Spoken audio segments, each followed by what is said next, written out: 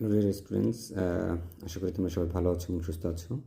আমরা আসলে first paper অনেকেই প্যাসেজ পড়ার নিয়মটা জানি না ঠিক মতো। সো আমরা যদি প্যাসেজটাকে একটু সুন্দর করে পড়ে যাই বা ওয়ার্ড বাই ওয়ার্ডটা পড়ে যাই, তাহলে কিন্তু আমাদের প্যাসেজটা জানালে এখান থেকে যত প্রশ্নই সেট করা হোক না কেন আমরা খুব সুন্দরভাবে অ্যান্সার করে দিয়ে আসতে পারবো। সো আজকে আমি তোমাদের ইউনিট 11 লেসন 3 বি অর্থাৎ সেন্ট মার্টিন নিয়ে যে একটা প্যাসেজ আছে, প্যাসেজটা একটু পড়ানোর চেষ্টা করব। আশা করি তোমরা ঠিক সেভাবে বাসায় ট্রাই করবে, যাতে করে তোমরা এই প্যাসেজটা সুন্দর করে পড়তে পারো। সো কথা না বলে আমরা চলো শুরু করি।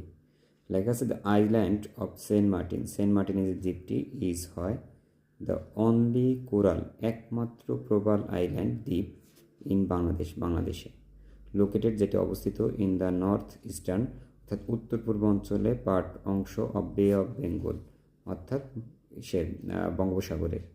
দ্য রাফলি ফ্ল্যাট, এলোমেলোভাবে সমতল আইল্যান্ড দ্বীপটি ইজ অনলি অ্যাবভ, শুধুমাত্র উপরে 3.6 মিটার, মাত্র 3.6 metre above the sea level অর্থাৎ সমুদ্র মাত্রা থেকে বা সমুদ্রপৃষ্ঠ থেকে। দ্য এন্টায়ার আইল্যান্ড, এই সমগ্র দ্বীপটি ক্যান বি ওয়াকড, হাঁটা যেতে পারে অ্যাবাউট ইন প্রায় 3 আওয়ার্স, 3 ঘন্টার মধ্যে আমরা পুরো দ্বীপটা হেঁটে ফেলতে পারি। দ্য আইল্যান্ড, এই দ্বীপটি ইজ নোন, পরিচিত ফর ইটস ইউনিক, এর অনন্য ন্যাচারাল প্রাকৃতিক বিউটি, সৌন্দর্যের জন্য, উইথ হোয়াইট স্যান্ডি বিচে, যেখানে আছে সাদা বালু কামাই সমুদ্র সৈকত, প্রিন্স উইথ কোকোনাট প্লামস এবং সারি সারি নারকেল গাছ, অ্যান্ড ডাইভার্স ম্যারিন লাইফ, এবং জীববৈচিত্র্যকুল সমুদ্র প্রাণীর জন্য।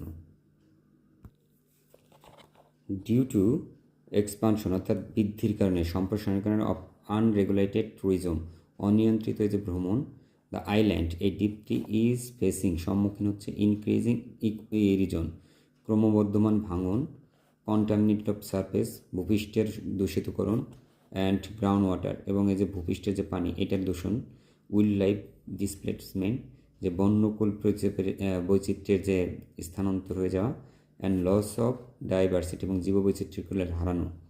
আদার থ্রেটস, অন্যান্য হুমকি, ইনক্লুড, যার মধ্যে অন্তর্ভুক্ত আছে কাটিং অফ স্যান্ড, বালু কাটা, dune, vegetation for fuel wood, অর্থাৎ বিভিন্ন জ্বালানির কাজের জন্য গাছপালা কাটা, অ্যান্ড হোটেল ইস্টাবলিশমেন্ট, এবং বিভিন্ন ধরনের হোটেল স্থাপনা করা। ডিগ্রেডেশন অফ স্যান্ড, বালির যে অবমুক্তকরণ কারণে ডিউন হ্যাবিটেন্ট, যে বসবাসের অনুপযুক্ত হচ্ছে। দ্য হারভেস্টিং অফ টার্টেল অর্থাৎ এগস, অর্থাৎ কিসের, কচ্ছপের ডিম আহরণ করা।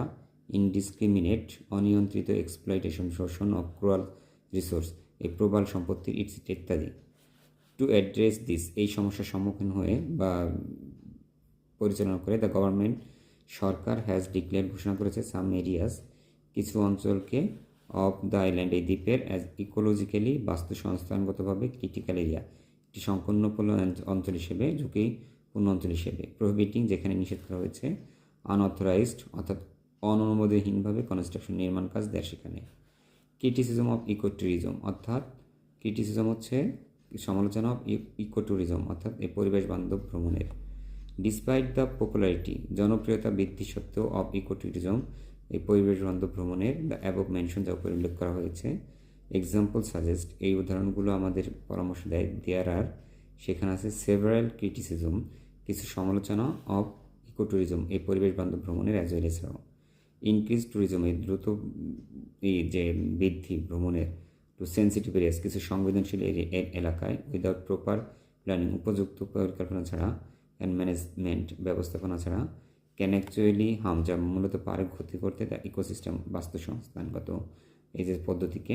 অ্যান্ড ইটস স্পাইসিস, এর প্রজাতিকে, বিকজ, কারণ, দ্য ইনফ্রাস্ট্রাকচার, এই যে অবকাঠামো নিডেড, যাদের প্রয়োজন, টু সাস্টেন, প্রতিপালন ট্যুরিজম অর্থাৎ সাস্টেন ট্যুরিজম অর্থাৎ দীর্ঘমেয়াদী যে ভ্রমণ প্রকল্প, সাসেস, যেমন রোডস ক্যান বি কন্ট্রিবিউট, রাস্তাগুলো অবদান রাখতে পারে, টু এনভায়রনমেন্টাল ডিগ্রেডেশন, পরিবেশগত যে অবক্ষয়ের দিকে।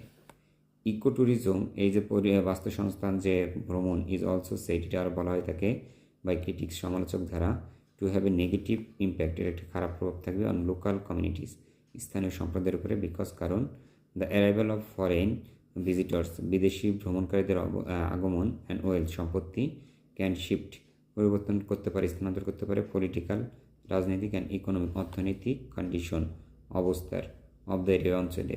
ইট ক্যান অলসো মেক, এটারও তৈরি করতে পারে, দ্য এরিয়া, এই অঞ্চলকে, ডিপেন্ডেন্ট, নির্ভরযোগ্য, মোর, অনেক, অংশে অন ট্যুরিজম ভ্রমণের উপরে, then it's domestic economic as a গৃহস্থালী যে অর্থনৈতিক প্র্যাকটিস ছিল সেটা ছাড়া। আচ্ছা, while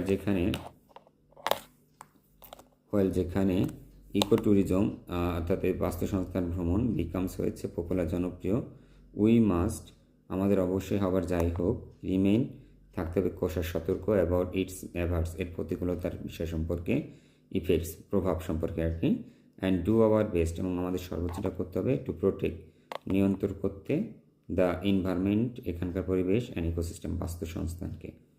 so my dear listeners, তোমরা যদি এই ওয়ার্ড বাই ওয়ার্ড যদি একটু পড়ো তাহলে সমাধান করা কিন্তু আমাদের জন্য খুব সহজ হয়। এবং তোমাদের কাছে আরেকটা অনুরোধ থাকবে যে প্যাসেজগুলো পড়ো, এর ওয়ার্ড বাই ওয়ার্ড পড়বা, সিনোনিম অ্যান্টোনিম পড়বা।